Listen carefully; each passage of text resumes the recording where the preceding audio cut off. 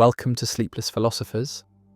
Before the ideas begin, a small request: most of you who watch are not subscribed, and we've noticed this in the numbers, in the gap between views and the audience that stays. We post every single day, we put care into each script, each thought, each question that unfolds in the dark, and if these videos have become part of your nights, if they help you think or drift, or simply exist in that space between waking and sleep, consider subscribing, hitting the like button, turning on notifications so you know when the next one arrives. And if you feel moved to do so, leave a comment, tell us where you're watching from. What philosophical question occupies your mind the most? What idea you return to when everything else falls away? These small gestures matter more than you might think. They allow this work to continue. They allow these ideas to reach others like you, scattered across the world, awake in the quiet hours. Now the introduction ends and the philosophy begins. Meaning was not invented, but was given, was not constructed, but was inherited, was not the product of individual reflection, but was the air that was breathed, the framework that was absorbed, the structure that made sense of suffering, of labor, of death, of everything that otherwise would be unbearable. And this given meaning came from stories, from gods, from hierarchies that extended beyond the human into the cosmic, into realms where purposes were assigned, where roles were fixed, where every life, no matter how small, had significance, because it was part of a larger pattern, a divine plan, a cosmic order that justified suffering, that explained inequality, that made death not an end, but a transition. And the transition was to something, was leading somewhere, was part of a narrative that continued beyond the visible, beyond the mortal, beyond the contingent facts of this world, into eternal truths that grounded everything. And the grounding is what modernity has lost, is what the Enlightenment destroyed, is what science dissolved by showing that the cosmic order was projection, was fiction, was the human need for meaning imposed onto a universe that has no meaning, that cares nothing for human purposes, that operates according to laws that are indifferent to whether anyone suffers or flourishes. And the indifference is what modern consciousness must confront, must live with, must somehow survive, and the survival is difficult, is producing the crisis that thinkers have been naming for centuries. The meaning crisis, the disenchantment, the death of God that Nietzsche announced, not as celebration, but as diagnosis, as the recognition that the framework had collapsed, that the stories no longer worked, that the gods were no longer believable. And the unbelievability was not failure of faith, but was the inevitable result of knowledge,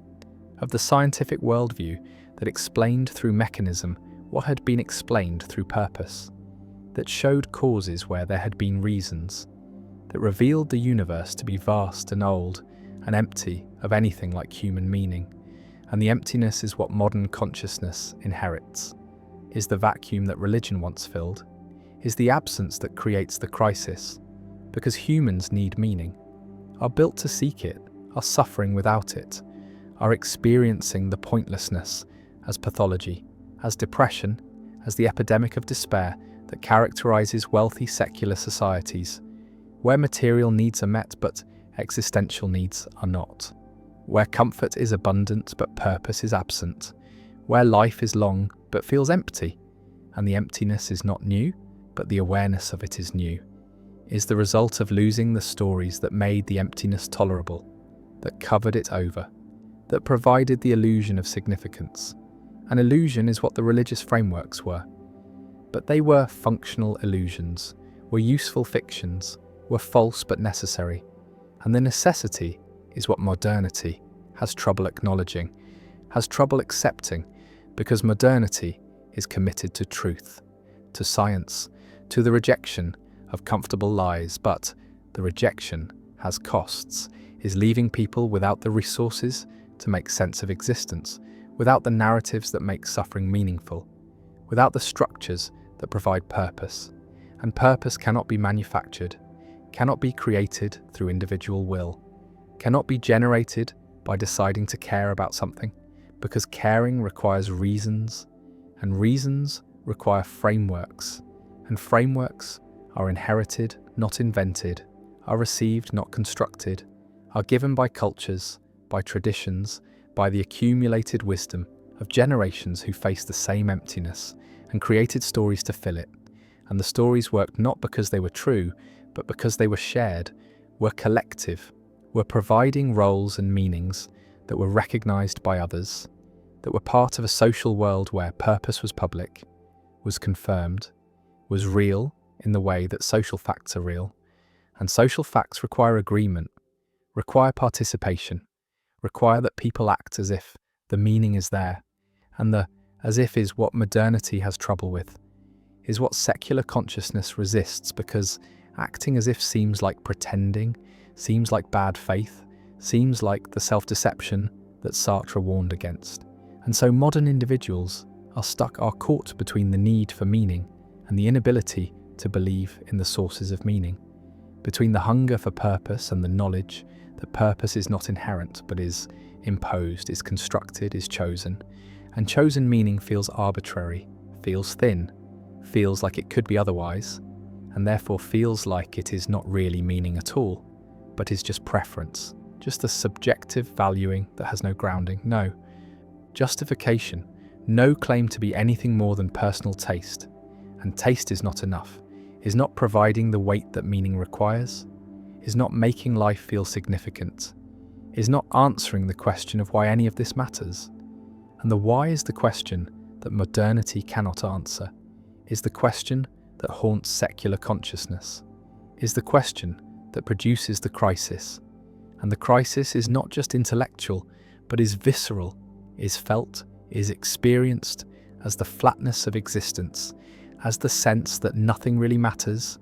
that everything is permitted because nothing is forbidden, that values are just opinions, and opinions are just brain states, and brain states are just physics. And the physics is indifferent, is not caring, is not providing any reason to do anything, to be anything, to continue existing. And the continuing is what becomes questionable, is what the meaning crisis threatens, is why suicide rates rise, why despair spreads, why affluent societies are seeing increases in deaths of despair, in overdoses, in suicides,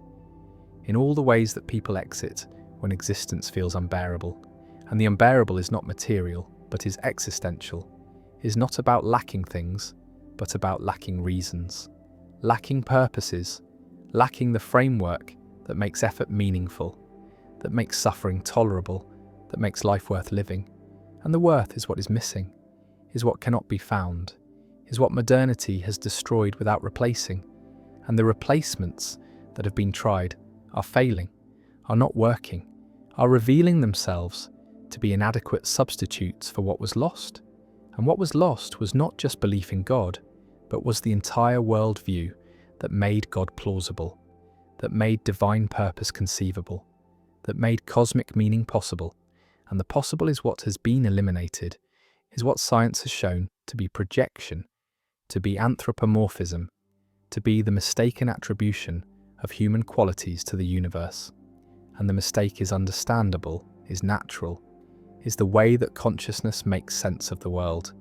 But it is still mistake, is still error, is still something that cannot be sustained once knowledge advances, once the mechanisms are understood, once the causes are revealed and the revealing is irreversible, is not allowing return to innocence, is not permitting the restoration of belief, is creating the permanent condition of disenchantment, of knowing that the meanings are not discovered but are created, are not inherent but are imposed, and the imposed cannot carry the weight that the discovered could carry, cannot provide the grounding that the inherent provided, cannot make life feel significant in the way that cosmic purpose made it feel significant. And so modernity is searching, is trying to find secular substitutes, is trying to create meanings that do not depend on the supernatural, on the transcendent, on the stories that are no longer believable. And the substitutes that are tried are varied, are including humanism, the belief that human values are sufficient, that human flourishing is purpose enough, that making life better for people is meaning enough. But humanism is thin, is not providing the depth that religious meaning provided, is not explaining why human flourishing matters, is not grounding value in anything beyond human preference. And preference is not enough, is not answering the question of why this preference rather than another. Why care about flourishing rather than about something else? And the something else is always available, is always an option. And without grounding, the choice feels arbitrary, feels like it could be different. And what can be different feels less real, less binding, less meaningful. And so humanism satisfies some, but not others, works for those who do not need deep grounding, but does not work for those who do, who need reasons that extend beyond the human, beyond the contingent, beyond the arbitrary. And these people are searching,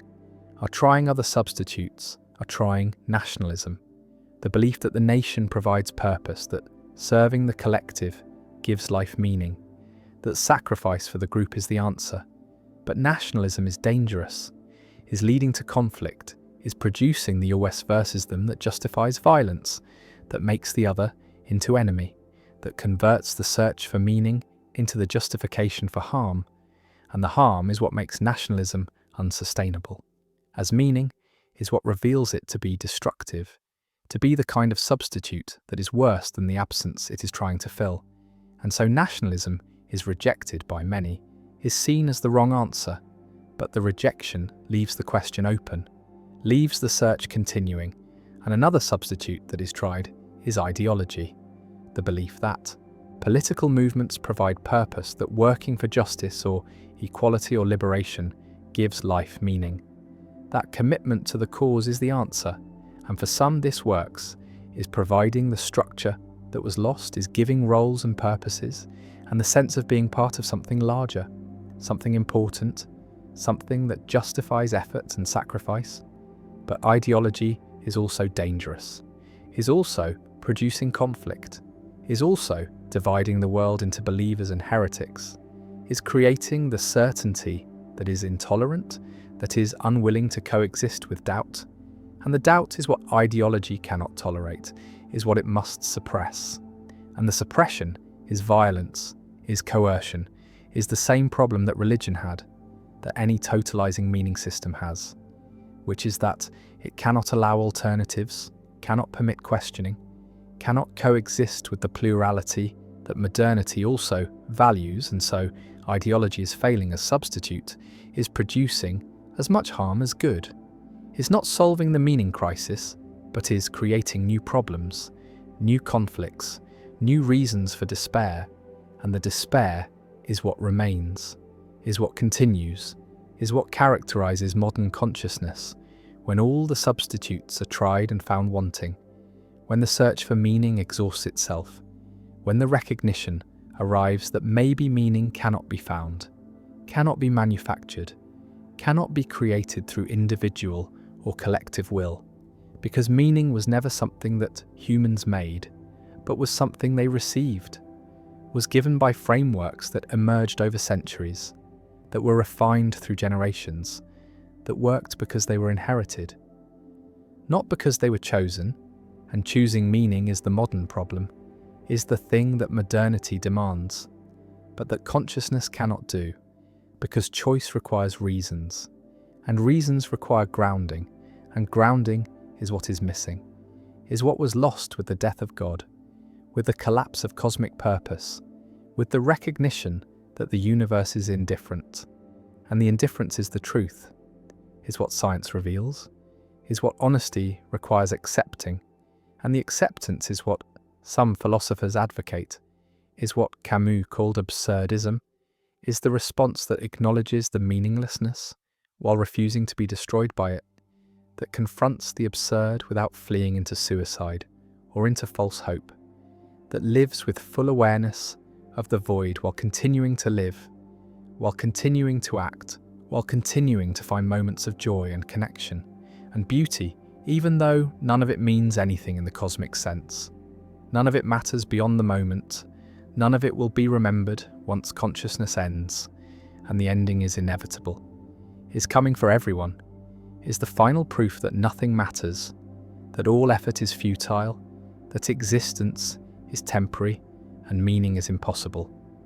And yet the absurd response is to continue anyway, is to rebel against the meaninglessness, not by denying it, but by living in spite of it, by affirming life without justification, by finding satisfaction in the act of living itself, rather than in any purpose that living serves. And the serving is what is abandoned, is what the absurd lets go of, is what is recognized as impossible. And the impossible is what modernity must accept, must live with, must somehow survive. And the survival is not guaranteed, is not easy, is requiring a transformation of consciousness, a new way of being human that does not need cosmic meaning, that does not require divine purpose, that can tolerate the void without filling it, that can live with the knowledge that existence is contingent, that meaning is constructed, that everything could be otherwise. And the otherwise is what makes nothing necessary, nothing absolute, nothing secure, and the insecurity is the permanent condition, is what modernity offers, is what the horizon of meaning looks like when the horizon keeps receding, when the destination is revealed to be illusion, when the search is recognized as endless because there is nothing to find, no meaning to discover, no purpose to uncover, only the void, only the emptiness, only the silence of the universe that does not answer, that does not care, that does not provide what humans need. And the need is real, is not going away, is producing the crisis that may not have solution, that may be the permanent condition of secular consciousness, of enlightened awareness, of the knowledge that liberates from illusion, but enslaves to despair. And the despair is what remains, is what continues, is what characterizes the horizon of meaning in modernity. The flat landscape where purposes used to stand, where gods used to reign, where cosmic order used to justify suffering. And now there is nothing, or there is only what can be constructed, what can be chosen, what can be performed, and the performance feels hollow, feels fake, feels like going through motions, without conviction. And conviction is what is missing, is what cannot be manufactured, is what made religious meaning work, and without it the secular substitutes fail. The humanisms and nationalisms and ideologies all fail because they lack the weight, lack the depth, lack the grounding that conviction requires, and the requires is what consciousness needs, is what makes meaning meaning rather than just preference. And preference is not enough, has never been enough, will never be enough, because humans are built for meaning, are requiring it, are suffering without it. And the suffering is the crisis, is the modern condition, is the permanent state of existence at the horizon of meaning, where the horizon is empty, is revealing nothing, is offering nothing except the recognition that meaning was always illusion, was always projection, was always the human need imposed onto a universe that provides nothing, that offers nothing, that is indifferent to whether anyone finds meaning or drowns in meaninglessness. And the drowning is happening, is visible, is the epidemic of despair, is the meaning crisis that modernity cannot solve, because the solution would require believing what cannot be believed, accepting what knowledge has revealed to be false, returning to illusions that have been seen through. And the seeing through is irreversible, is permanent, is leaving consciousness stranded at the horizon of meaning, where the horizon extends forever and reveals nothing, where the search continues because it must, but where nothing is found because nothing is there, because meaning is not discovered but was always created, was always the story that consciousness told itself, and the story has ended, has been revealed as story. And what remains is the silence, the emptiness, the void that religions were covering, that purposes were filling,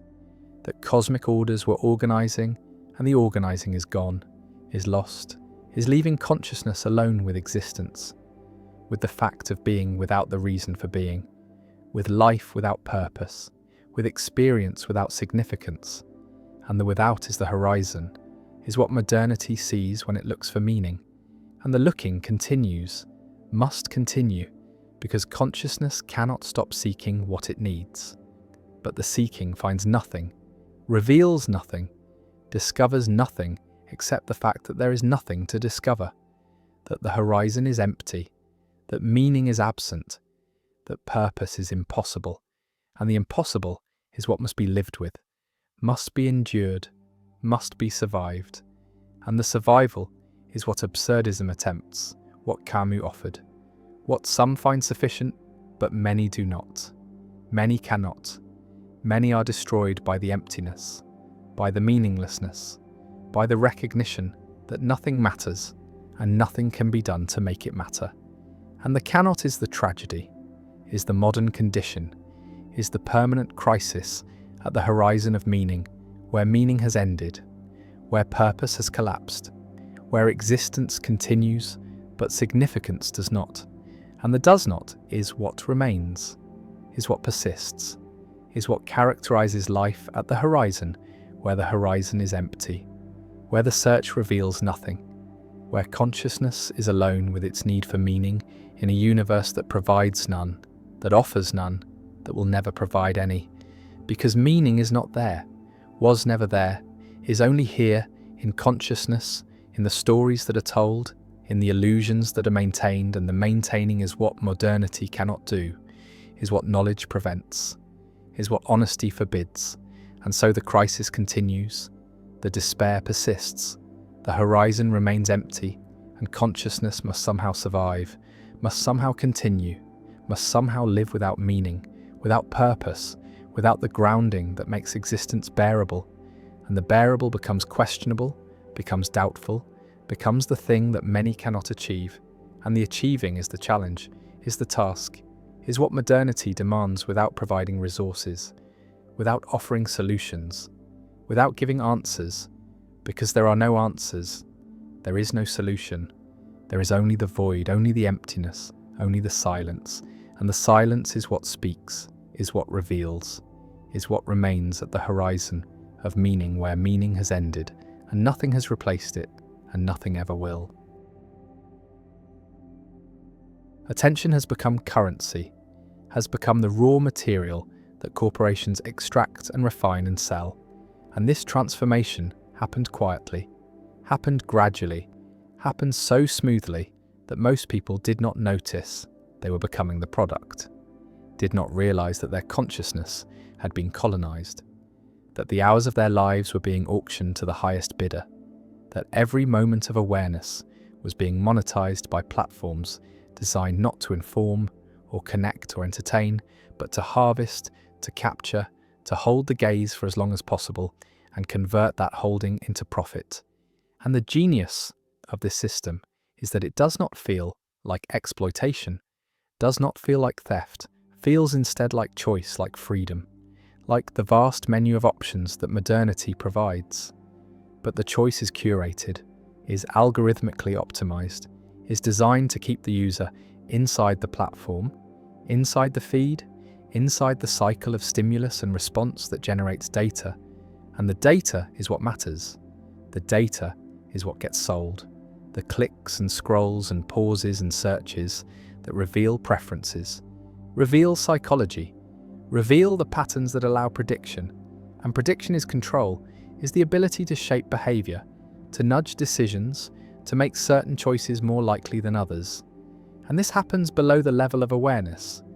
happens in the gap between stimulus and response, happens so quickly that by the time consciousness arrives to claim authorship of the decision has already been made, has been influenced by factors that were carefully engineered to be invisible,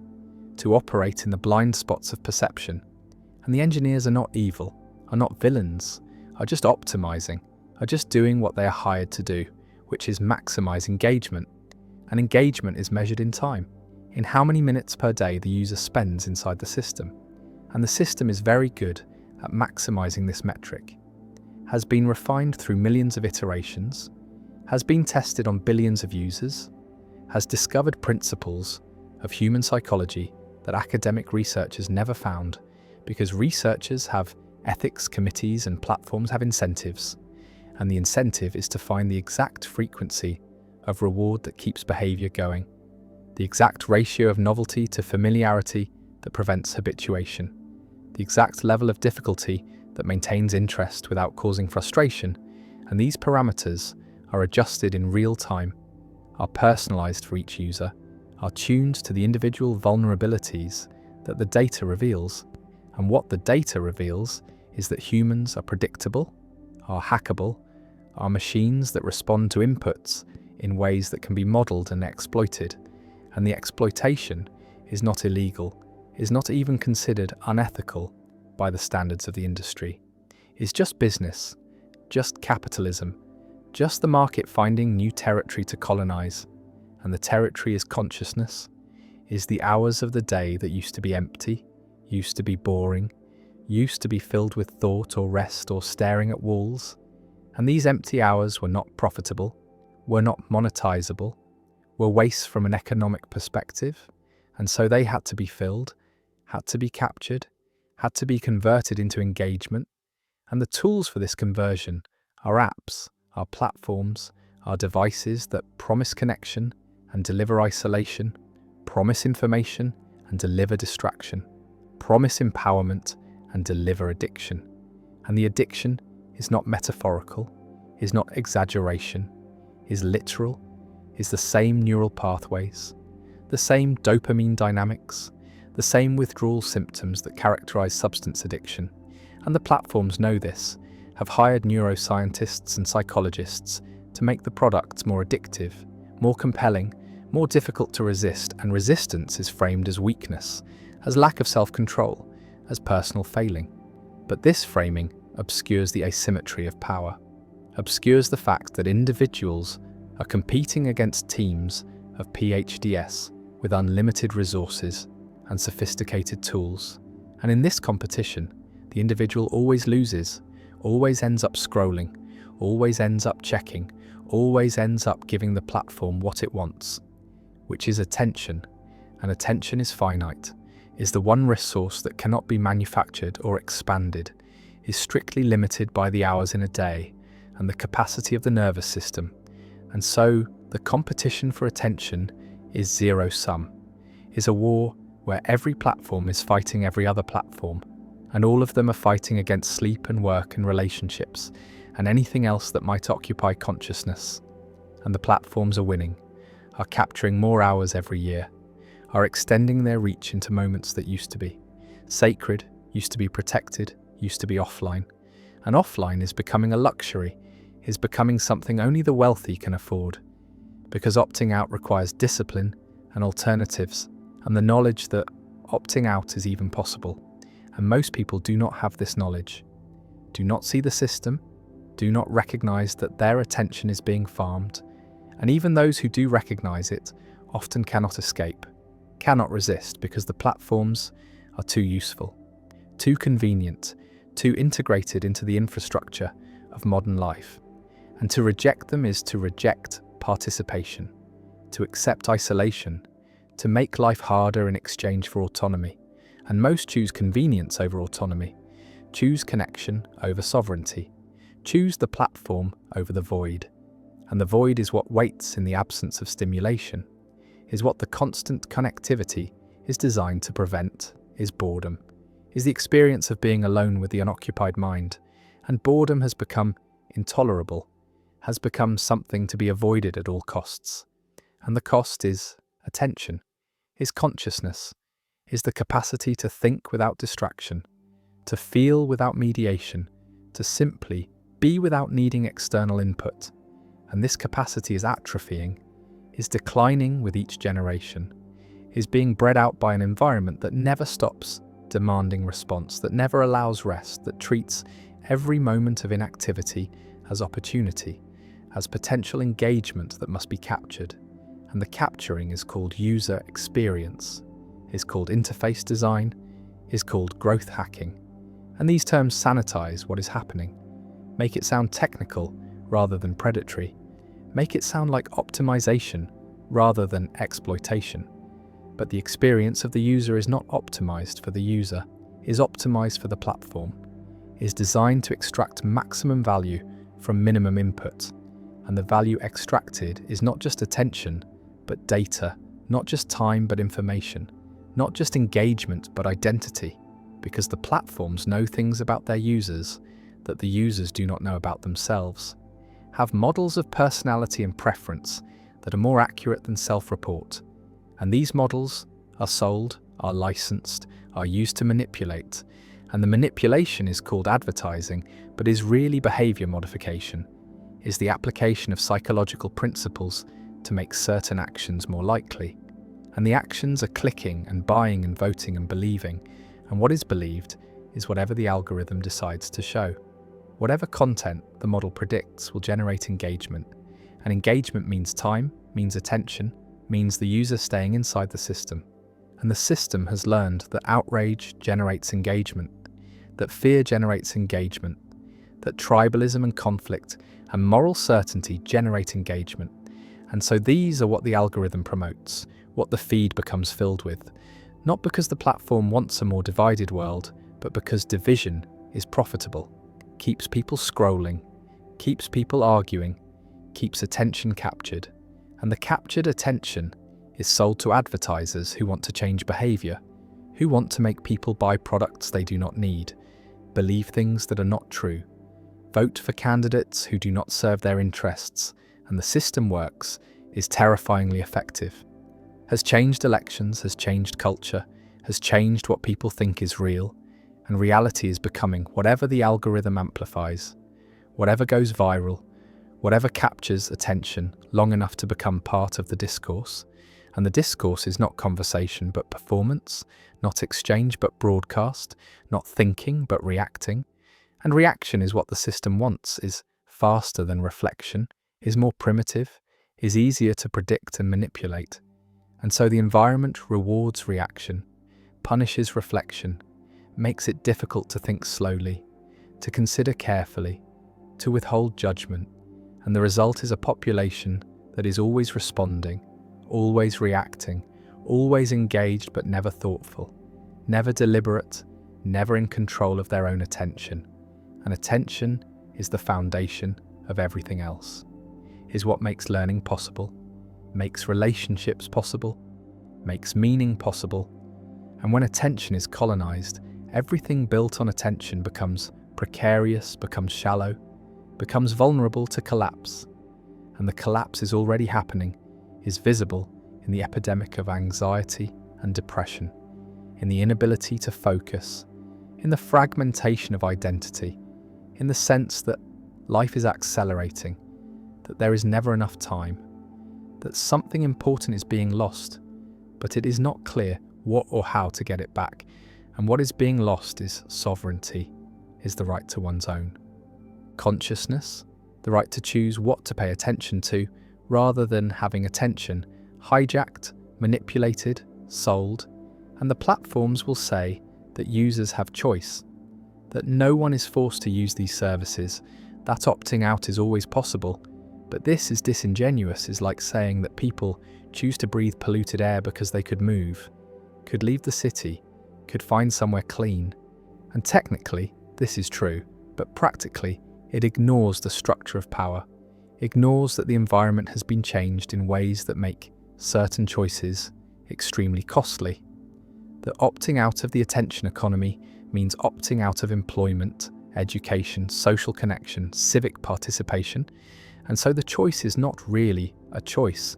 is coerced by circumstance, by the fact that the platforms have become infrastructure,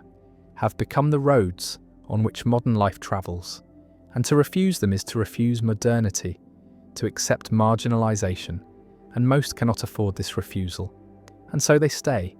keep scrolling, keep checking, keep giving away their attention, and receiving in return the feeling of being connected,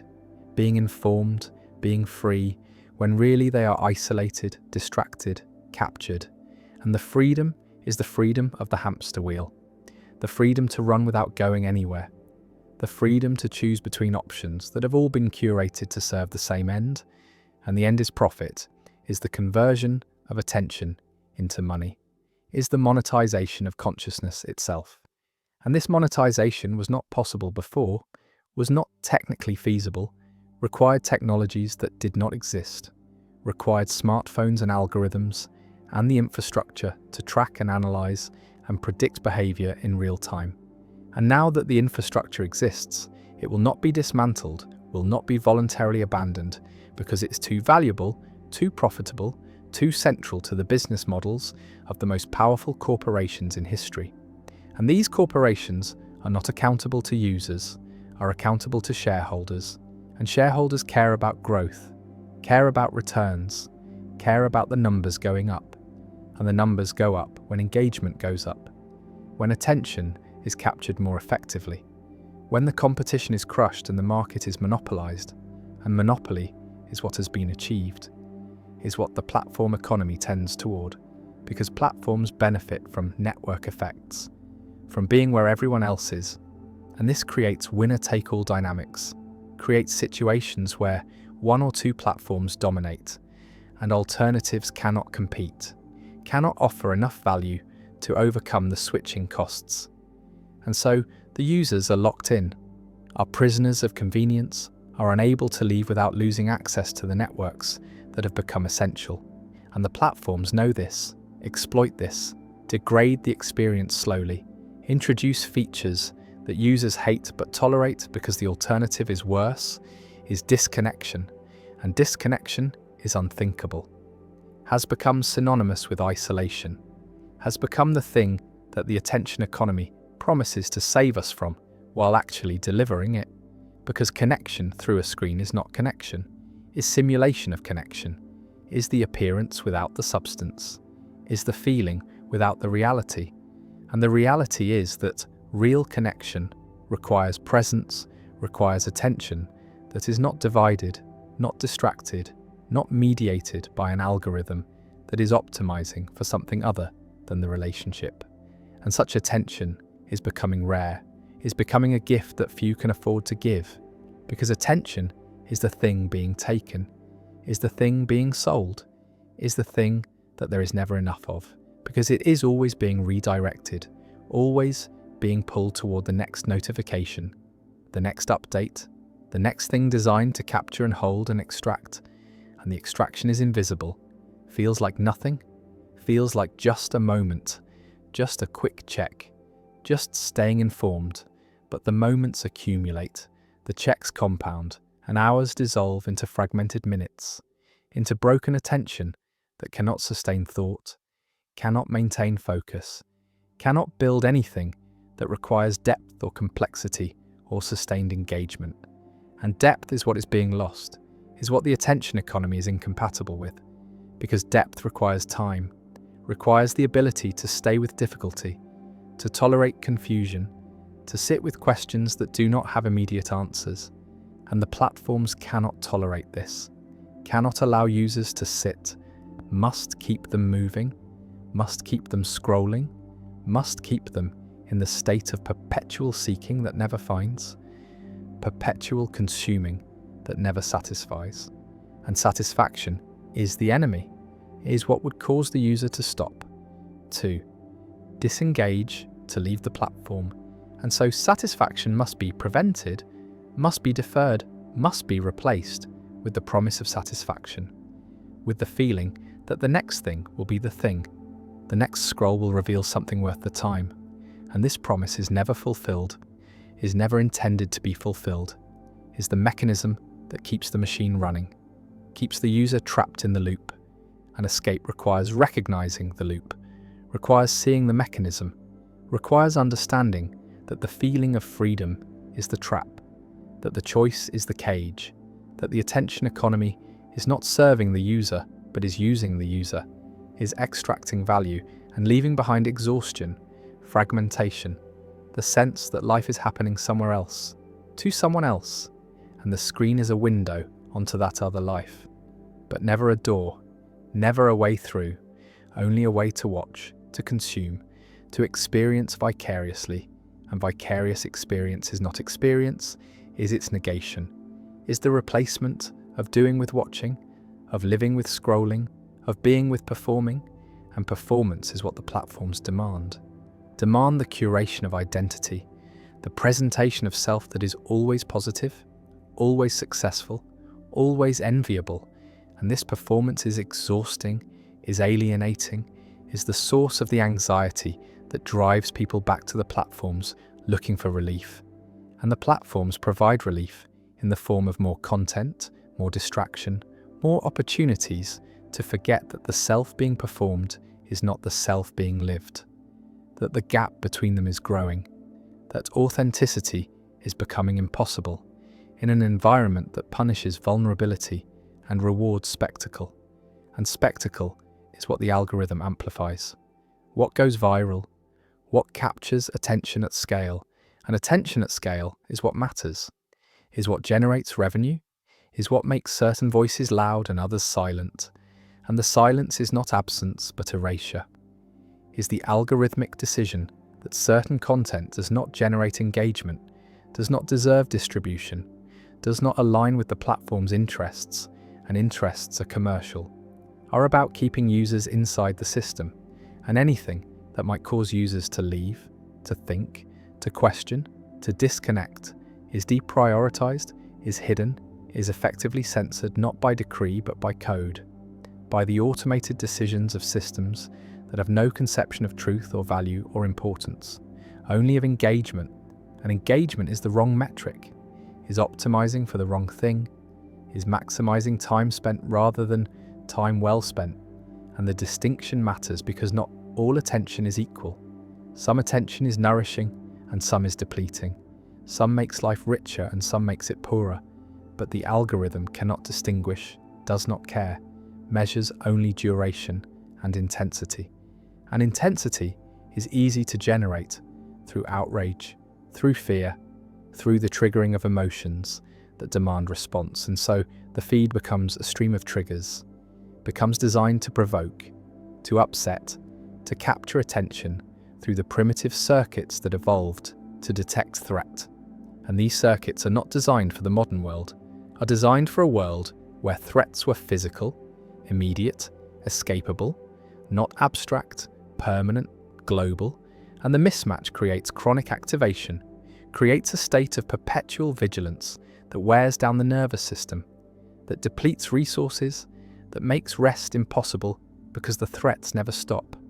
the feed never ends, the notifications never cease, and the only way to stop them is to disconnect, to turn off,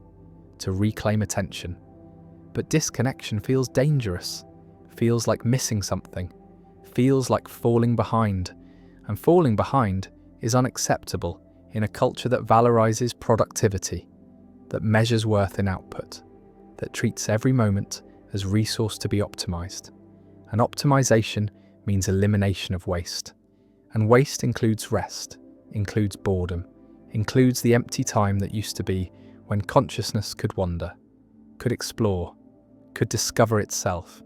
And this discovery is what is being prevented, is what the colonization of attention makes impossible. Because to know oneself requires attention turned inward, requires time that is not filled, requires boredom. And boredom is not absence, but presence, is the mind meeting itself without distraction, without mediation, without escape. And this meeting is where insight comes from, where creativity comes from, where meaning comes from. But the platforms cannot monetize insight, cannot sell creativity, cannot profit from meaning. And so these are sacrificed, are traded for engagement, for the illusion of productivity, for the feeling of being busy that is actually being used, being exploited, being colonized. And the colonization is complete when it becomes invisible, when it feels like nature, when the user cannot imagine life without the platform, cannot remember what attention felt like before it was captured, cannot conceive of consciousness that is not mediated, not monetized, not owned by someone else. And ownership is what has been achieved, is what the attention economy has accomplished, not through force but through design, through the slow accumulation of habits that become dependencies, through the gradual adjustment of expectations until constant connectivity feels normal and solitude feels strange. And strange is threatening, is to be avoided, is what the platform protects against, promises to eliminate, and the elimination is achieved, is total, is the end of privacy, the end of interiority, the end of the self that is not performing, not producing, not consuming. And what remains is the user, the node in the network, the data point in the model, the attention that is harvested and sold and never returned. And the question is whether this is sustainable, whether consciousness can survive colonization, whether attention can be extracted indefinitely without something breaking, and the breaking is already happening, is visible in the rising rates of mental illness, in the inability to be alone, in the desperation for distraction that feels like drowning, like suffocation, like something essential has been taken and cannot be recovered. And recovery would require resistance, would require the deliberate cultivation of boredom, the intentional creation of empty time, the radical act of doing nothing in a world that demands constant doing. And doing nothing is not laziness, but rebellion, is the refusal to participate, is the reclamation of sovereignty, is the assertion that attention is not for sale, that consciousness is not a resource, that the self has value independent of productivity, independent of engagement, independent of what can be extracted. And this assertion is difficult, is countercultural, is fighting against systems that are designed to prevent it. But it is possible, is necessary, is the only way to escape the colonization, to restore attention to its proper owner, to make consciousness sovereign again. And sovereignty is not isolation, but autonomy, is the right to choose, the right to refuse, the right to be bored, to be slow, to be present. And presence is what the attention economy destroys, is what cannot be monetized, is what makes life worth living. And without it, all the engagement in the world is empty, is meaningless, is just motion, just noise, just the sound of attention being sold. Belief does not wait for evidence, does not require justification, does not emerge from careful reasoning, but appears fully formed, arrives with conviction intact, and only afterward does the mind scramble to find reasons, to construct arguments, to build the scaffolding of rationality around a conclusion that was never reached through rationality in the first place. And this sequence is backward from what is taught, from what people believe about their own thinking, from the narrative that says humans are rational creatures who form beliefs by weighing evidence and following logic to wherever it leads. But the narrative is false, is a story the conscious mind tells about processes. It does not control and barely witnesses, because the formation of belief happens beneath awareness, happens in systems that operate according to principles that have nothing to do with truth and everything to do with survival, with coalition, with identity, with the deep need to belong to a group and signal loyalty to that group through the adoption of its beliefs. And the adoption is not chosen, is not deliberate, is automatic, is the result of exposure and repetition and emotional resonance. And once a belief is formed, it becomes self-protecting, becomes resistant to challenge, becomes the lens through which all subsequent information is filtered. And the filter is not neutral, does not simply organize data, but actively distorts it, amplifies what confirms, and minimizes what contradicts. And this distortion is not dishonesty, but cognition, is the normal operation of a mind that is not designed to find truth, but to maintain coherence, to protect existing beliefs from disintegration, to avoid the cognitive and social costs of changing one's mind. And the costs are high, are often higher than the costs of being wrong, because being wrong in private is invisible, but changing one's mind in public is betrayal, is defection,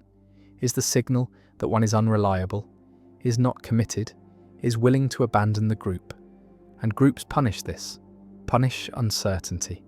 punish the appearance of wavering, reward certainty even when the certainty is unjustified,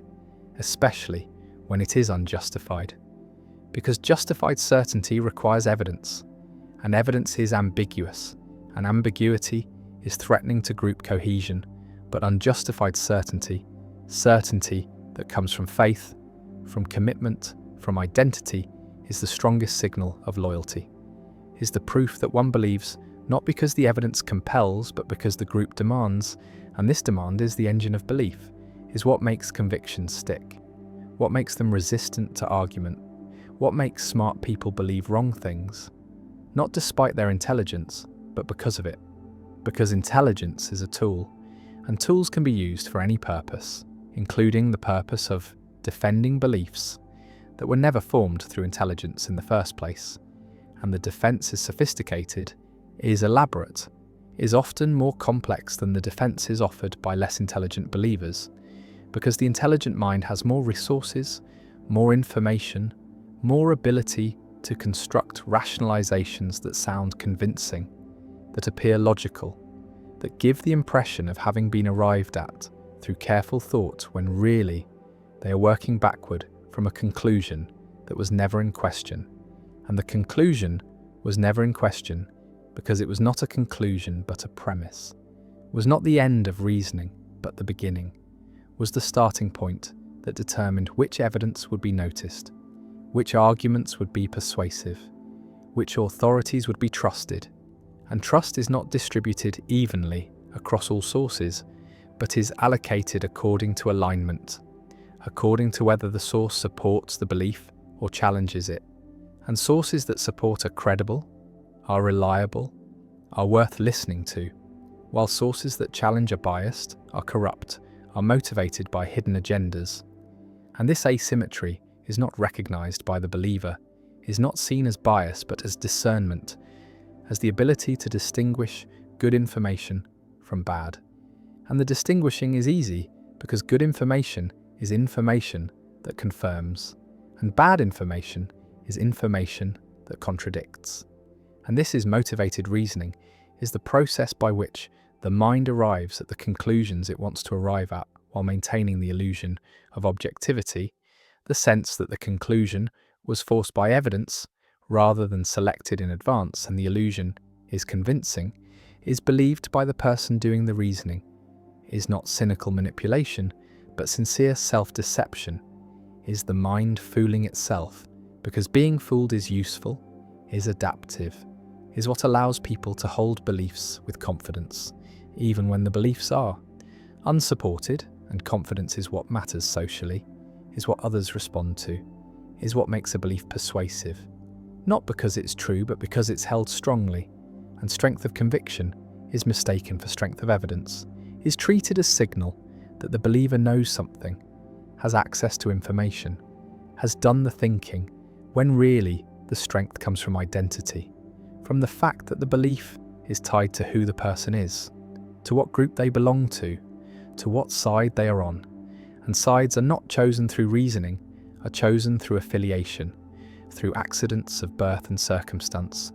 through exposure to certain narratives at formative moments. And once the side is chosen, the beliefs come with it, come as package, come as the price of membership. And the price is paid gladly, because membership is worth more than truth, is worth more than accuracy, is the thing that makes life meaningful, that provides identity, that offers protection. And protection requires conformity, requires that everyone in the group believes the same things, or at least claims to believe them, and the claiming becomes believing through repetition, through public commitment, through the performance of belief that eventually converts into genuine conviction. And the conversion happens without awareness, happens gradually, happens through the mechanism that psychologists call cognitive dissonance reduction, where the mind alters beliefs to match behavior because behavior is harder to change, is more visible, is more socially consequential, and so the internal adjusts to match the external, and what was performed becomes believed, and what was believed becomes identity. And identity is the deepest level, is the level at which challenge feels like attack, like assault on the self, and the self defends, mobilizes resources, recruits intelligence in service of protection, and intelligence is effective, is dangerous in this role, because it can construct arguments that are superficially compelling, that exploit real ambiguities in evidence, that find the weak points in opposing positions. And these arguments are not offered in search of truth, but in defense of identity. Our weapons, not tools, are designed to win, not to discover. And winning means making the other side look wrong, look foolish, look motivated by bias. And the accusation of bias is always available, is always applicable, because everyone is biased, everyone is motivated, everyone is reasoning from premises they did not choose and cannot justify except by appeal to other premises they also did not choose. And so the accusations are symmetrical, are hurled back and forth without resolution, without movement, without any possibility of convergence, because convergence would require both sides to treat truth as the goal, to be willing to change their minds if evidence demanded it. But evidence never demands anything. Evidence is passive, is interpreted, is filtered through the beliefs that are already in place. And the beliefs that are already in place are determined by identity, by group membership, by tribal affiliation, and tribes do not care about truth except insofar as truth claims serve tribal interests, serve to distinguish us from them, serve to mark boundaries, to maintain cohesion, to provide narratives that explain why we are good and they are bad, why our beliefs are justified and theirs are delusions. And the asymmetry is total, is never recognized as asymmetry, but always experienced as accurate perception, as seeing clearly while others are blind, and the blindness is attributed to stupidity or dishonesty or indoctrination, never to the same mechanisms that are operating in oneself, because one's own beliefs are transparent, are not seen as beliefs but as obvious facts, as the way things are, and the way things are is not up for debate, is not subject to revision, is the foundation on which everything else is built, and challenging the foundation threatens the structure, threatens everything. And so the challenge is rejected, is deflected, is met with hostility or mockery, or the dismissal that treats the challenger as not worth engaging, as beneath consideration, as so obviously wrong that responding would be a waste of time. And the waste is avoided, the belief is preserved, the identity is protected, and life continues with certainty intact, with the conviction that one is right, has always been right, will always be right, because being right is not a state that can be verified, but is a state that is claimed, is performed, is the stance that the group requires and the individual provides. And the providing is not sacrifice, but fulfillment, is not loss but gain, is the way that belonging is achieved, is the way that meaning is found, is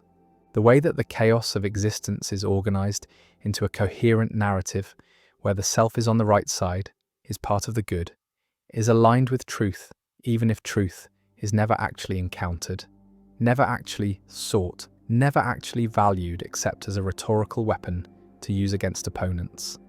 And opponents are necessary, are required by the logic of tribal epistemology, are the ones whose wrongness confirms our rightness, whose existence justifies our beliefs, whose errors prove our accuracy, and the errors are easy to find, because looking for errors is what confirmation bias does, is the selective attention that notices everything that supports the belief and overlooks everything that contradicts it. And the overlooking is not deliberate, is not conscious suppression, but automatic filtering. Is the mind attending to what it expects, what it is primed to see? And the priming comes from belief, comes from the framework that determines what is salient, what is relevant, what is worth noticing, and what is worth noticing is always what confirms,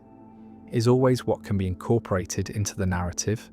and the narrative is not discovered but constructed, is built from selected pieces of evidence that are arranged to tell a story, and the story is always the same story, is always the one where we are right and they are wrong, where our beliefs are based on evidence and theirs are based on bias, where we are rational and they are emotional, where we are honest seekers of truth and they are motivated by power or fear, or some other corrupt motive, and the motives that are attributed to others are never attributed to the self, are never seen as operating in one's own reasoning, because one's own reasoning is transparent, is experienced as simply responding to facts, as following evidence, as arriving at conclusions that are forced rather than chosen,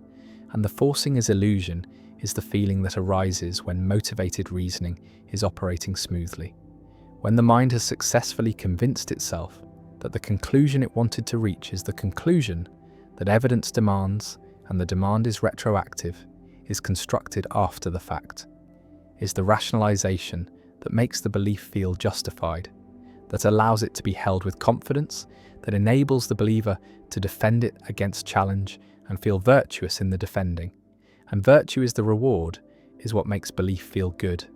feel right, feel like something more than preference. And the more than preference is what gives belief its power, its capacity to motivate action, to organize communities, to inspire sacrifice, because preference can be changed, can be updated, can be revealed as merely subjective. But belief that is felt as knowledge, as truth, as correspondence to reality, is not subject to change, is not vulnerable to challenge, is the rock on which identity is built.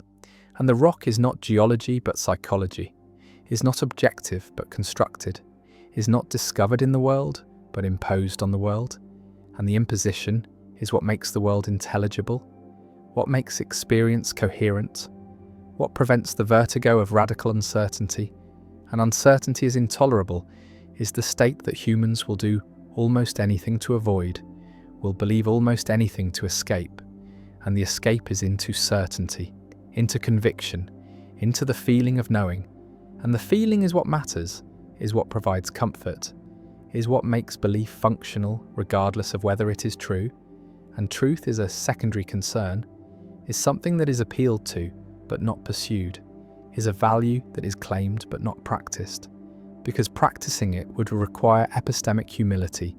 would require admitting that one could be wrong, that one's beliefs could be mistaken, that the group could be misguided. And these admissions are costly, are signals of weakness, are invitations for opponents to attack. An attack is what happens when certainty is dropped,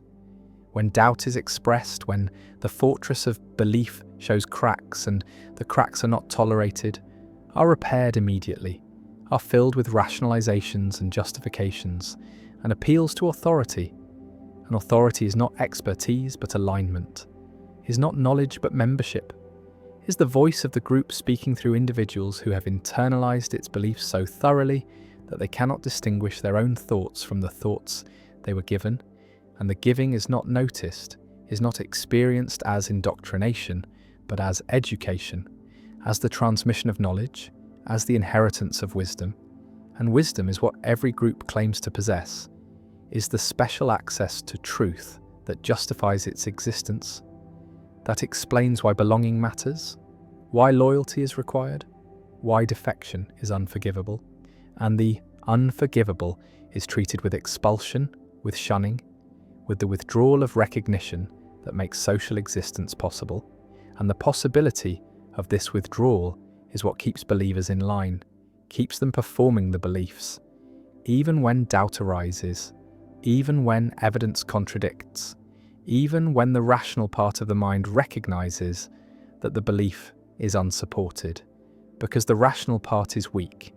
is outvoted by the social part, by the emotional part, by the parts that understand that survival depends on belonging, and belonging depends on belief.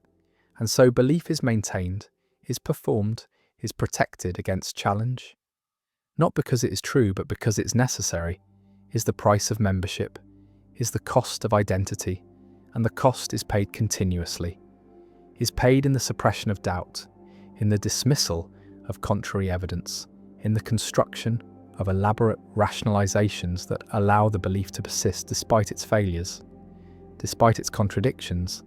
despite the mounting evidence that it is wrong,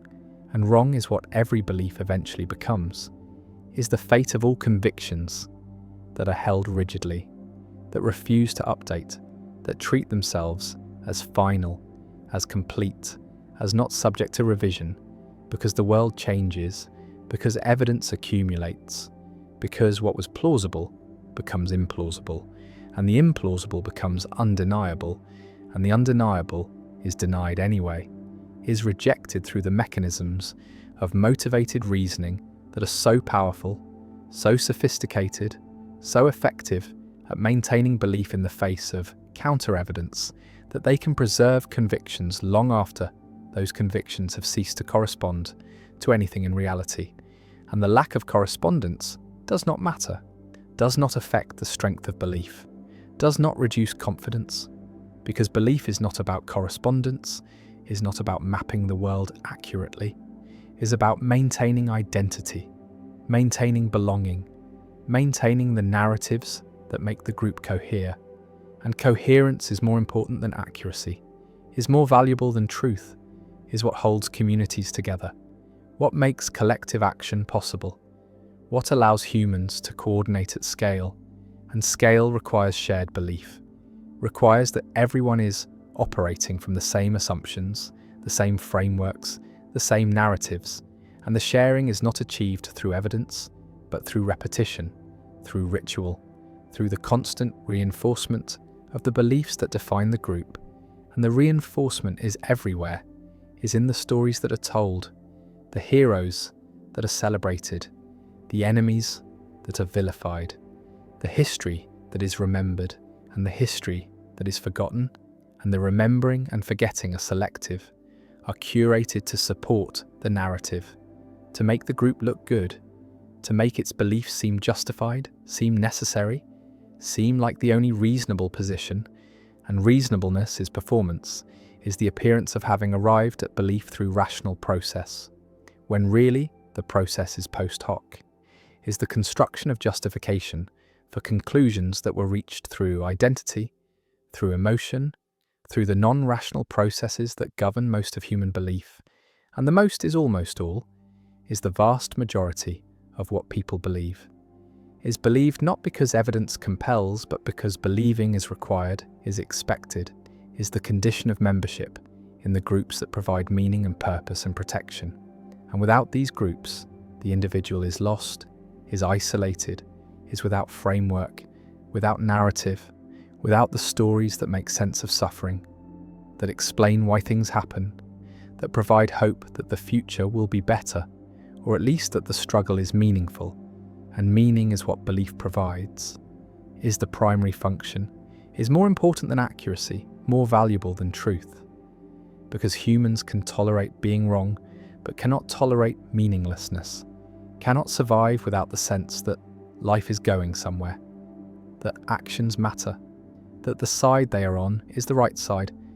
and the right side is always the side they are on, is always the group they belong to, is determined by belonging rather than determining it. And this circularity is invisible, is not recognized as circularity, but experienced as logical necessity, as the way things obviously are. And the obvious is what is most suspect, is what most needs examination, is where belief is most rigid, most defended, most immune to challenge, because the obvious is the foundation, is the premise that cannot be questioned without everything else collapsing, and collapse is unacceptable, is the threat that keeps belief in place, that makes certainty feel like safety and doubt feel like danger, and so certainty wins, always. Wins not because it is right, but because it is functional, is what the mind needs to operate, to make decisions, to navigate the world. And navigation does not require truth, only requires consistency, requires beliefs that are stable enough to be acted upon. And stability is what identity provides, is what tribal epistemology achieves, is the freezing of belief into doctrine, into dogma, into the unquestionable truths that define the group and exclude the other. And exclusion is the point, is the function, is what makes identity possible. Because identity is not what you are, but what you're not, is defined by boundaries, by the line that separates us from them, believers from heretics, the enlightened from the deluded. And the delusion is always on the other side, is always what they suffer from, never what afflicts us, because we see clearly, we have truth, we are right, and the rightness is not a conclusion but a premise, is not the end of inquiry, but the foreclosing of inquiry, is the state that belief aims for and maintains through every mechanism available, through confirmation bias, through motivated reasoning, through tribal epistemology, through the subordination of truth to identity, and the subordination is complete, is total, is the condition of believing anything at all, because belief without evidence is not the exception, but the rule is not a failure of reasoning, but the normal operation of minds that are not designed for truth, but for survival, for belonging, for the construction of narratives that make life bearable, and bearable is all that is required, is all that can be expected, is the standard that belief meets regardless of whether it meets any other standard, and other standards are luxuries, are the concerns of those who have the security to question, to doubt, to examine their beliefs, without fearing the social consequences, but most do not have this security. Most cannot afford doubt, cannot risk uncertainty, cannot survive without the conviction that they are right, that their beliefs are justified, that the group they belong to has access to truth, and the access is never demonstrated, never verified, never subjected to test, is only asserted, only performed, only maintained through the constant repetition of the beliefs that constitute the group. And the constitution is circular, is self-referential, is the tautology that defines all tribal epistemology. That we are right because we believe what we believe, and we believe what we believe because we are right. And the circle is unbreakable from within, can only be seen from outside. From the perspective of someone who does not share the belief, who has not internalized the identity,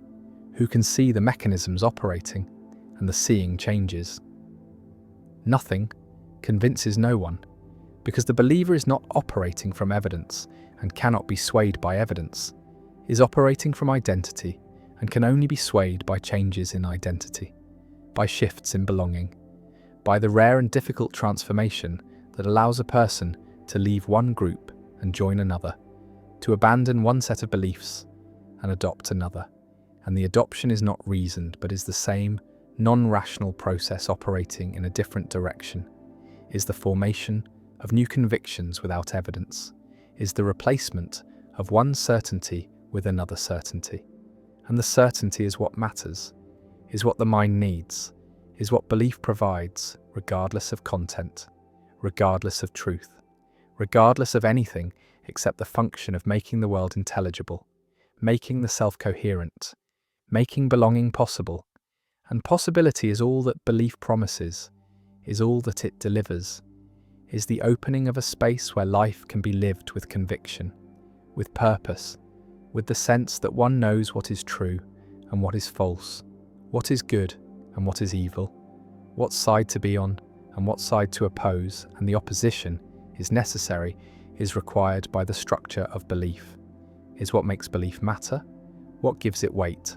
what makes it worth defending, worth fighting for, worth holding on to, even when every rational consideration suggests it should be abandoned, because abandoning belief is abandoning identity, is abandoning belonging, is abandoning meaning, and meaning is what makes existence tolerable, is what makes life worth living. And this worth is not measured in truth, but in function,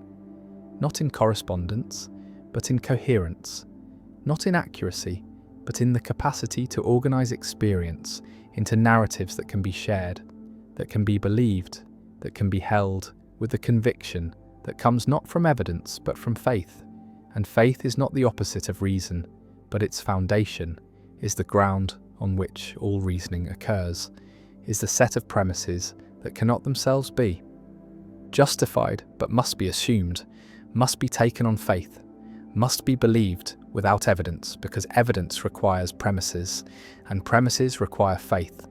and the faith is inescapable, is built into the structure of belief, is what makes belief possible, is what makes the mechanics of belief mechanical, automatic, operating below awareness, producing convictions that arrive fully formed and are only later dressed in the clothing of reason, given the appearance of having been derived from evidence when really they were derived from identity, from belonging, from the deep and desperate human need to be part of something larger, to believe something strongly, to know with certainty, even if the knowing is illusion, and the certainty is performance, and the belief is wrong. Privacy might be accident, might be the result of biological shielding rather than fundamental law, might be the consequence of frequencies that consciousness operates on being inaccessible to ordinary perception, but not inaccessible in principle, not impossible to detect, not inherently private, but only contingently private, only hidden because the mechanisms for detection have not evolved, have not been developed, have not been made accessible to awareness, and the awareness that some claim to have, that schizophrenics report, that people experiencing psychosis describe, might not be delusion, but might be the temporary or permanent loss of the shielding, the opening of the channels that are normally closed, the reception of signals that are normally filtered out, and the filtering is what protects privacy, is what keeps thoughts hidden, is what ensures that consciousness remains internal, but the internal might not be as secure as it seems, might not be as absolute as is assumed, might be vulnerable to detection, to interception, to the kind of broadcasting that paranoid individuals fear, and that psychiatric diagnosis dismisses as impossible, as symptom, as the misattribution of internal events to external sources. But what if the misattribution is correct? What if the internal events are external? What if thoughts are not confined to the skull, but are radiating outward on frequencies that some can detect, that some are sensitive to, that some cannot avoid detecting, and the detecting is experienced as hearing voices, as receiving transmissions, as being unable to stop the influx of thoughts that are not one's own, but are coming from others, from the environment, from the field of consciousness that might be shared rather than private, that might be collective rather than individual, that might be accessible to those whose shielding has failed, whose filters have broken, whose sensitivity has increased beyond the normal range. And the normal range is what most people experience, is the condition where thoughts feel private, feel internal, feel like they belong to the self and are not accessible to others. But this feeling might be illusion, might be the result of limited sensitivity, might be the consequence of biological constraints that prevent the detection of signals that are actually present, actually broadcasting, actually available to anyone with the right equipment, the right sensitivity, the right frequency. And the frequency is what matters, is what determines whether thoughts are visible or invisible, whether consciousness is private or public, whether the mind is sealed or permeable. And the permeable is what some experience, is what schizophrenics describe, is what people in psychosis report. And the reports are consistent, are describing the same phenomena across cultures, across time periods, across individuals who have no contact with each other. And the consistency is troubling, is suggesting that maybe the experiences are not entirely subjective, are not entirely generated by malfunctioning brains, but are detecting something real, something that is normally filtered out, something that exists in the environment, in the field, in the frequencies where consciousness operates. And the operating might be electromagnetic, might be quantum, might be something that physics has not yet characterized, but that biology is sensitive to, that nervous systems are tuned to, that brains are receiving and transmitting constantly. And the transmitting is what creates the possibility of thought broadcasting, is what makes privacy contingent rather than absolute, is what suggests that the experience of having thoughts that are one's own, that are hidden from others, that are safe from detection, might be the result of anatomical luck, might be the consequence of having filters that work, having shielding that holds, having a nervous system that is tuned to the right frequency and is not picking up the signals that are all around, that are being broadcast by every other conscious being, and the beings are transmitting without knowing, are radiating thoughts without intending, are creating a field of consciousness that is dense, that is crowded, that is full of signals that most cannot detect, but that some can, that some are cursed to detect, that some experience as invasion, as the loss of privacy,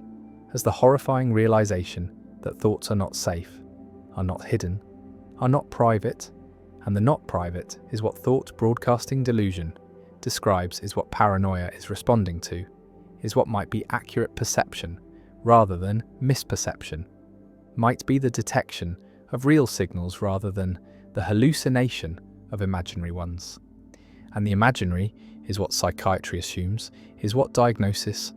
requires, is the framework that treats all claims of thought broadcasting as symptoms of disorder, as evidence of psychosis, as the malfunctioning of the reality testing apparatus. But reality testing assumes knowledge of what reality is, assumes that the normal experience is the accurate experience, assumes that privacy is real, and that any perception of its violation is false. And the false might be the assumption, might be the belief that thoughts are private, might be the conviction that consciousness is sealed, when really consciousness is leaking, is broadcasting, is detectable to those who have the sensitivity. And the sensitivity is what varies, is what creates the spectrum, is what makes some people receivers and others transmitters, and most people neither. Most people shielded, most people operating on frequencies that do not overlap with others, that do not allow detection, that maintain the illusion of privacy. And the illusion is functional, is necessary, is what makes social life possible, because if everyone could detect everyone else's thoughts, then interaction would be impossible, would be overwhelming, would be the constant influx of signals that would drown out the ability to think, to focus, to maintain the sense of being an individual consciousness. And the individual is what privacy creates, is what shielding allows, is what makes the experience of being a separate self possible. And the separate might be illusion, might be the result of limited perception, might be what happens when the field of consciousness is filtered down to the signals that originate in one body, in one nervous system, in one brain. And the brain is creating the illusion of separation by filtering out everything else, by attending only to internal signals, by ignoring or suppressing the external signals that are always present, always available, always broadcasting. And the broadcasting is what some cannot ignore, cannot suppress, cannot filter out. And these are the ones who experience thought broadcasting, who hear voices, who feel that their privacy has been violated, and the violation might be real, might be the accurate perception that thoughts are not private, that consciousness is not sealed, that the mind is permeable to signals from the environment, from other minds, from the field that connects all consciousness. And the connecting is what thought broadcasting implies, is what the delusion is pointing toward, is the possibility that minds are not isolated but are networked, are not separate but are overlapping, are not private but are accessible to each other on frequencies that most cannot detect. And the detection is what would make privacy impossible, would make thought visible, would make consciousness public. And the public is what some are experiencing, is what some are reporting, is what psychiatry is dismissing as impossible, as symptom, as the product of malfunctioning brains. But what if the brains are not malfunctioning, but are functioning too well, are too sensitive, are detecting signals that are real, but are normally filtered out?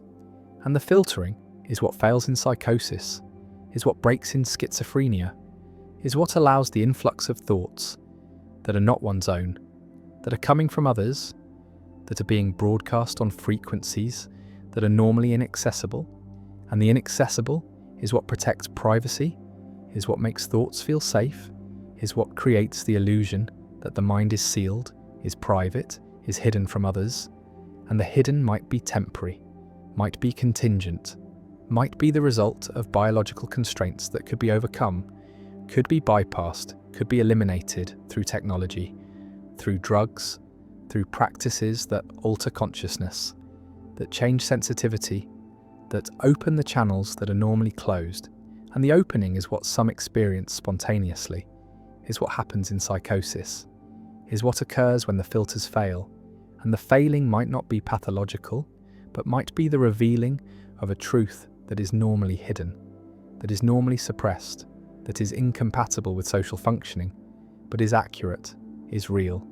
is showing that thoughts are not private, that consciousness is not individual, that the mind is part of a field that is shared, that is collective, that is accessible to anyone who has the sensitivity. And the sensitivity is what varies, is what creates the spectrum, is what determines whether thoughts are experienced as private or as public, as hidden or as visible, as safe or as vulnerable. And the vulnerable is what thought broadcasting feels like, is what the experience is the sense that privacy has been lost, that thoughts are exposed, that the mind is transparent to others. And the transparency might be real, might be accurate, might be the perception of a frequency where thoughts become visible, where consciousness is no longer hidden, where the illusion of privacy dissolves, and the dissolving is terrifying, is overwhelming, is experienced as invasion, as violation, as the loss of the boundary that makes the self feel separate, feel protected, feel safe, and the safety is what privacy provides, is what shielding creates, is what most people have and some people lack. And the lacking is what makes thought broadcasting possible, is what opens the channels, is what allows detection. And the detection is not imagined, but is real, is accurate, is perceiving signals that are present, that are broadcasting, that are coming from other minds. And the other minds are not aware that they are broadcasting, are not intending to transmit, are not trying to communicate, are just existing, just thinking, just being conscious, and the consciousness is radiating, is emitting signals, is creating a field that some can detect, that some are sensitive to, that some experience as voices, as thoughts that are not their own, as the influx of consciousness from outside, and the outside is everywhere, is surrounding, is the environment of minds that are all broadcasting, all transmitting, all creating signals that are normally filtered out, but that some can detect. And the detecting is what schizophrenics are doing, is what people in psychosis are experiencing, is what thought broadcasting is. And the broadcasting is real, is not delusion, is not symptom, is the accurate perception of a frequency where thoughts become visible, where consciousness is detectable, where privacy is lost. And the lost is what some experience, is what some report, is what psychiatry dismisses. But the dismissing might be wrong, might be the refusal to acknowledge a truth that is too disturbing, too threatening, too incompatible with the belief that thoughts are private, that minds are sealed, that consciousness is individual, and the individual might be illusion, might be the result of shielding, might be what most people experience because their filters work, because their sensitivity is limited, because they are operating on frequencies that do not overlap with others, and the others are there, are broadcasting, are detectable to those who have the sensitivity. And the sensitivity is what the Soviets were researching, is what psychic warfare experiments were trying to exploit, is what programs like M-Culture were investigating, is the possibility that thoughts can be detected, can be influenced, can be transmitted and received. And the receiving is what some can do naturally, is what schizophrenics are experiencing, is what thought broadcasting is describing, and the describing is accurate, is real, is perceiving signals that are present, that are broadcasting on frequencies that are normally inaccessible. And the inaccessible is what protects most people, is what maintains privacy, is what creates the illusion that thoughts are hidden, are safe, are private, but the private is contingent, is anatomical, is the result of luck, of having the right sensitivity, the right filters, the right shielding, and the shielding can fail, can break, can be bypassed, and the bypassing is what reveals the truth, which is that thoughts are not private, consciousness is not sealed, minds are not isolated, and the isolation is illusion, is the result of limited perception, is what happens when the frequencies where consciousness operates are filtered out, are suppressed, are made inaccessible, and the inaccessible is temporary, is contingent, is what most people experience, but not what everyone experiences. and the everyone includes those who can detect the signals, who can perceive the thoughts, who can see consciousness at the frequency where it becomes visible, where privacy dissolves, where the mind is exposed, and the exposed is what thought broadcasting is what the experience describes, is what some are perceiving, and the perceiving might be accurate, might be real, might be showing that privacy is not fundamental, but is contingent, is not absolute, but is anatomical, is not guaranteed, but is the result of luck, of having filters that work, of operating on frequencies that do not overlap, of being shielded from the signals that are everywhere, that are broadcasting, that are making thoughts visible to those who can detect them. And the detecting is possible, is real, is what some experience, is what thought broadcasting is. And the broadcasting is not delusion, but is perception, is not symptom, but is sensitivity, is not pathology, but is the revealing of a truth that most cannot see, that most are protected from, that most never experience, which is that thoughts are visible, consciousness is detectable, minds are permeable, and privacy is not inherent, but is anatomical luck, is the contingent result of having the right biology, the right sensitivity, the right shielding, and the shielding is what fails, is what breaks, is what allows the frequency where thoughts become visible to be detected, to be experienced, to be known. And the knowing is terrifying, is overwhelming, is the loss of the illusion that made privacy possible, that made the self feel separate, that made consciousness feel safe. And the safety is gone, is lost, is revealed to be illusion, is shown to be contingent, is exposed as anatomical luck. And the luck is what most have, is what protects most people, is what maintains the belief that thoughts are private. But the private is not absolute, is not guaranteed, is not fundamental, is only the result of frequencies being filtered, being suppressed, being made inaccessible, and the inaccessible can become accessible, can be detected, can be experienced, and the experiencing is what thought broadcasting is what schizophrenics report, is what psychosis reveals, which is that privacy is not inherent, consciousness is not sealed, thoughts are not hidden, and the hidden is illusion, is the result of shielding, is the contingent outcome of anatomical luck, and the luck can fail, can run out, can be lost, and the losing is what reveals the truth, which is that thoughts are visible, minds are permeable,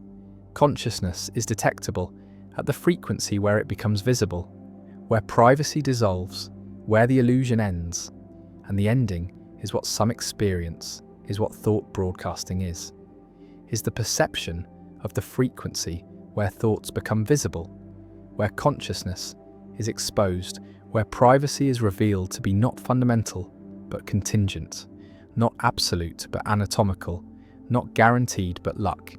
And the luck is what protects most, is what fails for some, is what reveals the truth that thoughts are broadcasting, are visible, are detectable, and the detecting is real, is accurate, is not delusion, but perception, is not symptom but sensitivity, is not pathology but truth, is the frequency where thoughts become visible, where consciousness is no longer private, where the mind is exposed and the exposure is what thought broadcasting is what some experience, is what reveals that privacy is anatomical luck, is contingent, is not absolute, is not fundamental, is only the result of filtering, of shielding, of operating on frequencies that do not overlap.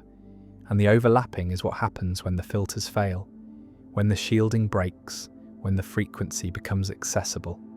And the accessible is what some perceive, is what thought broadcasting is the visibility of thoughts, the detectability of consciousness, the permeability of mind. And the permeability is real, is accurate, is the truth that privacy is not inherent but is luck, is not absolute but is anatomical, is not guaranteed but is contingent. And the contingent can fail, can end, can reveal the frequency where thoughts become visible, where consciousness is exposed, where privacy is lost, and the lost is what some experience, is what thought broadcasting is the truth that minds are permeable, that thoughts are visible, that consciousness operates on frequencies that some can detect, and the detecting is not delusion, is not symptom, is not pathology, is perception, is sensitivity, is the revealing of truth, is the frequency where thoughts become visible, where privacy ends, where the illusion dissolves, and the dissolving is what thought broadcasting is what some experience, is what reveals that privacy is anatomical luck, and luck can fail, and the failing reveals the truth, which is that thoughts are visible, consciousness is detectable, minds are permeable, and privacy is not fundamental, is not absolute, is not guaranteed, is only luck, is only shielding, is only the filtering of frequencies where thoughts become visible, and the visible is what some perceive, is what thought broadcasting is the truth that privacy is contingent, is anatomical, is luck. History is told as a story of improvement, of movement from darkness toward light, from ignorance toward knowledge, from savagery toward civilization. And this story is so deeply embedded in modern consciousness that questioning it feels like madness, feels like denying the obvious, like rejecting the evidence that surrounds us in the form of technology, medicine, institutions,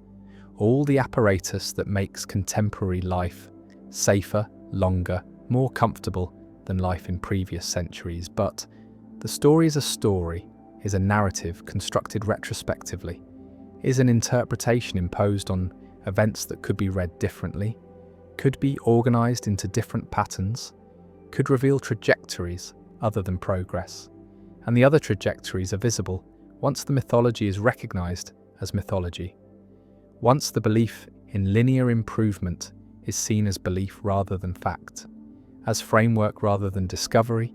as one way of organizing time among many possible ways, and the ways that are not chosen are the ones where time is cyclical, where history repeats, where civilizations rise and fall in patterns that suggest not progress, but oscillation, not improvement, but alternation between order and chaos, between flourishing and collapse.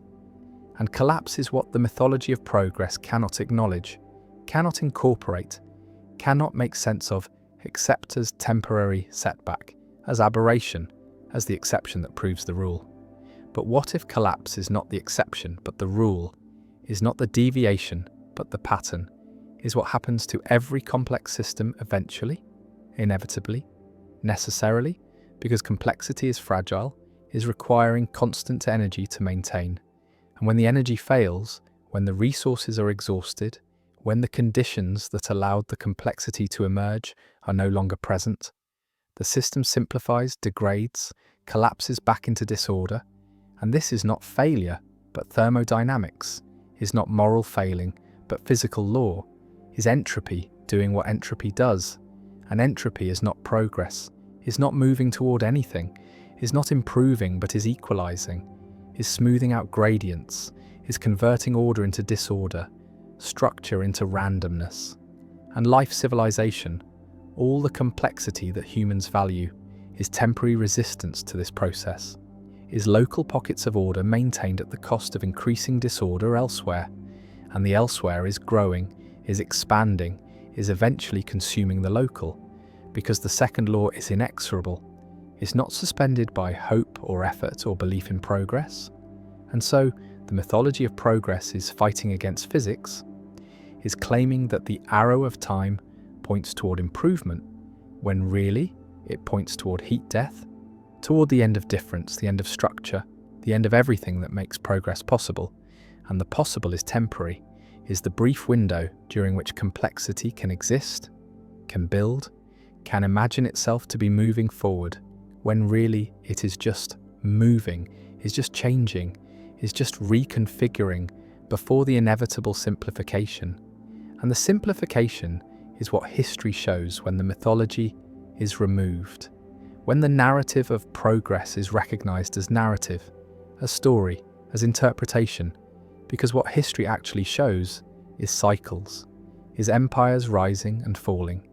Is knowledge being gained and lost? Is technologies being invented and forgotten? Is civilizations reaching heights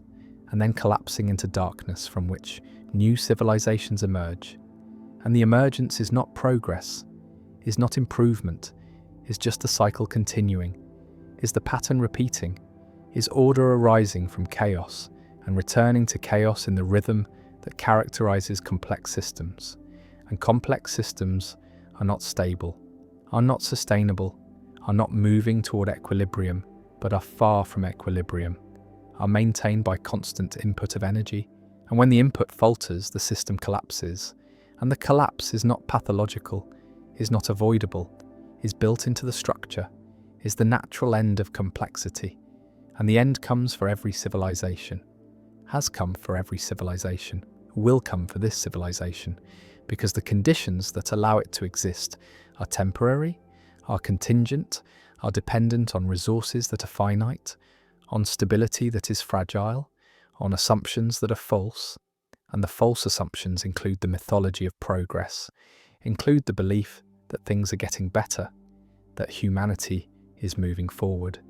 that the future will be superior to the past, and the superiority is measured in terms that already assume progress, is using metrics like lifespan and GDP and technological capacity. And these metrics show increase, show growth, show what looks like improvement, but improvement toward what? Toward what end? Toward what purpose? And the purpose is assumed, is not questioned, is taken as obvious, as self-evident, that more is better, that longer is better, that faster is better. But these are values, are choices, are not facts, are not discoveries, are impositions of meaning onto patterns that have no inherent meaning, and the meaning could be otherwise, could value stability over growth, could value harmony over domination, could value cyclical return over linear advance, and the advance is the mythology, is the story that the Enlightenment told, is the narrative that science and reason and individual liberty would lead to continuous improvement, to the perfectibility of human nature, to the triumph over suffering, over ignorance, over all the limitations that had constrained previous generations. And the triumph has not arrived, has not materialized, because the limitations were not overcome, but were transformed, were replaced by new limitations. New forms of suffering, new kinds of ignorance, and the new is not better than the old, is just different, is just the current configuration of problems that arise from the current configuration of solutions. Because every solution creates new problems, every technology introduces new vulnerabilities, every increase in power produces new risks, and the risks accumulate, compound, create the conditions for collapse, for the failure of the systems that have become too complex, too interconnected, too dependent on conditions remaining stable. And stability is the exception, is the temporary state, is what complex systems move away from rather than toward. Because complexity is dynamic, is changing, is adapting to pressures, and the adaptation is not progress but is response, is the system trying to maintain itself in the face of entropy, in the face of breakdown, in the face of the inevitable simplification. And the simplification is collapse, is the return to less complex states, is what happens when the energy required to maintain complexity exceeds the energy available, and the available is declining, is becoming scarce, is the resource base that allowed industrial civilization to emerge and that is now depleting, is now running out, is now revealing that the progress was not sustainable, was not based on infinite resources, but on finite stores that are being exhausted. And the exhaustion is the end of the mythology, is the revelation that progress was extraction, was the conversion of ancient sunlight into temporary complexity, into the structures that seem permanent, but are actually contingent, are actually dependent on inputs that are ending. And the ending is not failure, but is thermodynamics, is physics, is the way things work. And the way things work does not care about progress, does not care about human narratives, does not care about the stories that civilizations tell themselves to make sense of their existence, and the stories are necessary, are functional, are what allow coordination, are what create meaning, but they are not true, are not describing reality, are describing a constructed reality, a narrative reality, a reality that exists only in the collective imagination and that can be maintained only as long as the collective continues to believe. And the believing is becoming difficult, is becoming strained, because the evidence is mounting that progress has stalled, that the improvements have stopped, that the future is not going to be better than the present, might be worse, might be collapse, might be the simplification that has come for every other civilization and is now coming for this one. And the coming is not apocalypse, is not the end of everything, is just the end of this particular configuration, this particular arrangement of complexity. And what follows is not nothing but is different, is simpler, is less organized, less centralized, less dependent on the global systems that are currently failing, currently fragmenting, currently revealing their fragility. And the fragility was always there, was always the condition of complexity,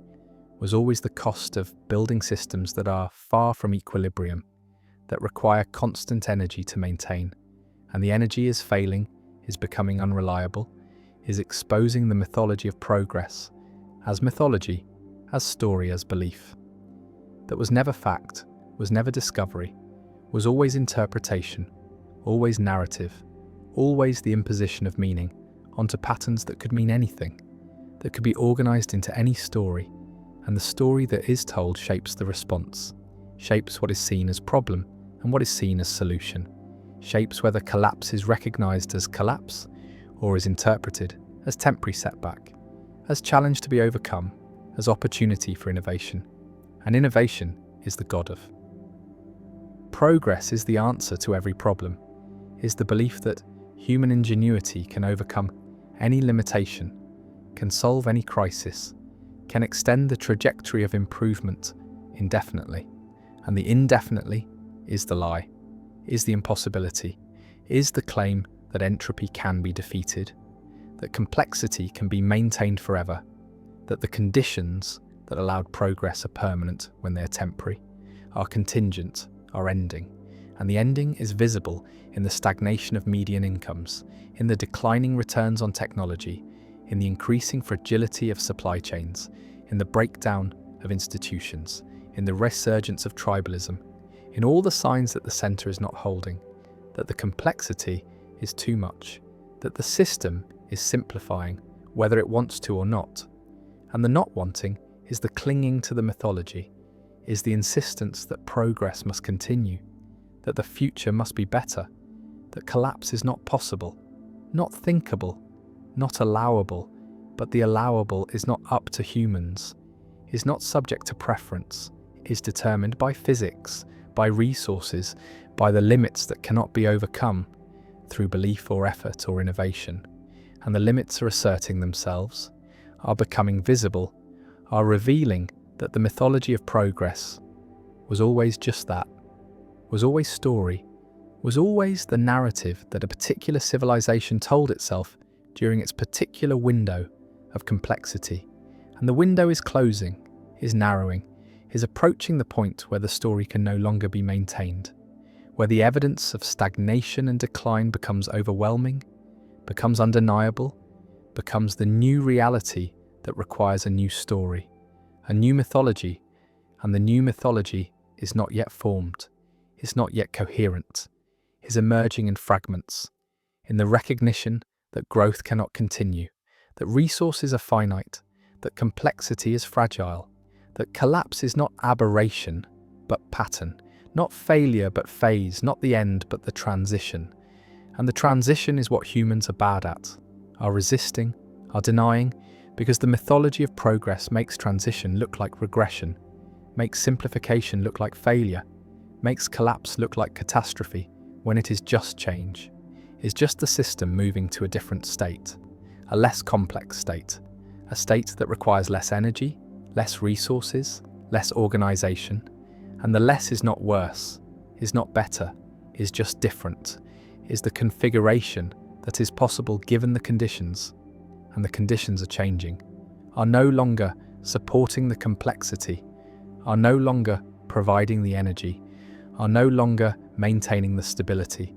And so the system is responding, is adapting, is simplifying. And the simplifying is collapse, is the end of the mythology, is the revelation that progress was never linear, was never guaranteed, was never more than a temporary pattern that emerged under specific conditions, and that is now ending as those conditions change. And the changing is not stoppable, is not reversible, is the natural progression of complex systems, is what happens when entropy reasserts itself, when the local order that was maintained at great cost can no longer be maintained, and what remains is disorder, is simplicity, is the lower energy state that does not require the constant input, the constant effort, the constant belief in progress, that was never more than belief, was never fact, was never discovery, was always mythology, and mythologies end, are always ending, are replaced by new mythologies that make sense of the new conditions, and the new conditions are simplification, are localization,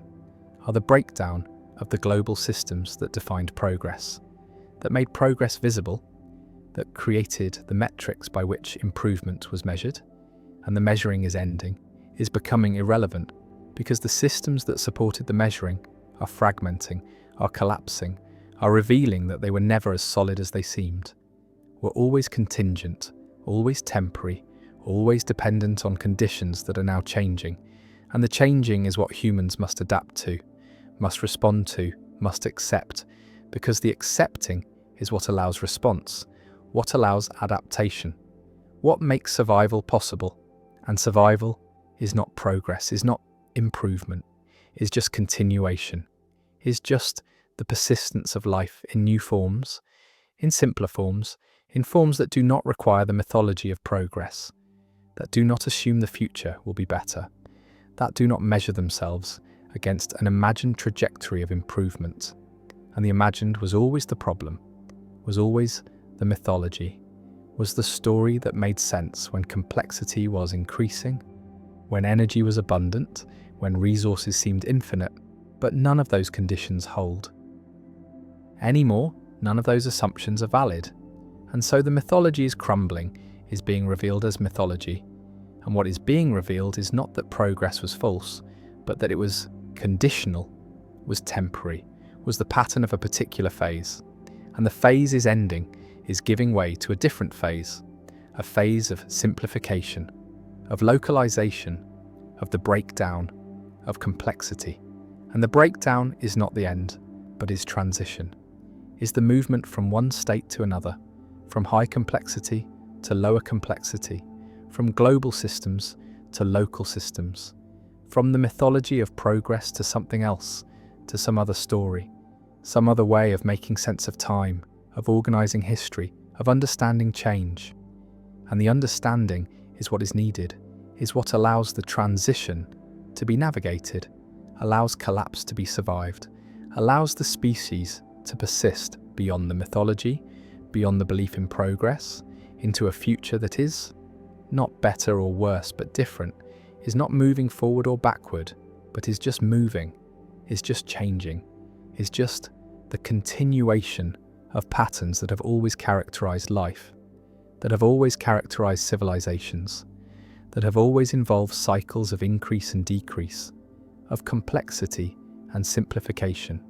of rise and fall. And the fall is not tragedy, is not failure,